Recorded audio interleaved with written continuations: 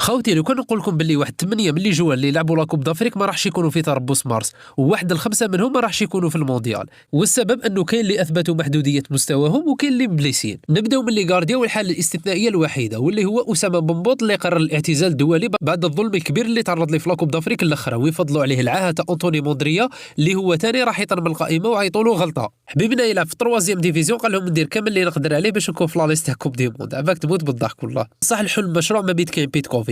الجوار الثاني هو يوسف عطال اللي تبليسه وراح يروح بست شهور. ديجا هو كي ما كانش مبليسي ما كانش يستلي يعيطوا له لا كوب دافريك، وراح يزيد يشور معاه محمد الامي طوغاي. هذا الجوار اللي نفس الشيء مع عطال نورمالمون ما يتكونفوكاش كامل لا كوب دافريك. اللاعب الرابع هو جوان حجام اللي تبليسه في كاس افريقيا، اكثر جوار غادني كي تبليسه باسكو فريمون يلعب بقلبه جامي يبخل، ان شاء الله يرجع بقوه باش يلعب كاس العالم. اللاعب الخامس واللي يكون واحد من هادو الزوج، زورغان ولا زروقي، وانا نروح مع خيار زورغان لانه بيتكوفيتش عنده قصه حب مع نحله زروقي وجامي نحيه. اللاعب السادس واللي هو اسماعيل بن ناصر اللي عنده 10 ايام اللي زاد تبليسه مع ليكيب ديالو وما راحش يرجع الا بعد شهر ونص. اللاعب السابع واللي يكون يا اما بركان اللي يعوضوا به كويري في لا كوب دافريك وممكن حتى منصب بقرار، بصح بقرار عنده شونس تاع يتكونفوكا بنسبه 60%.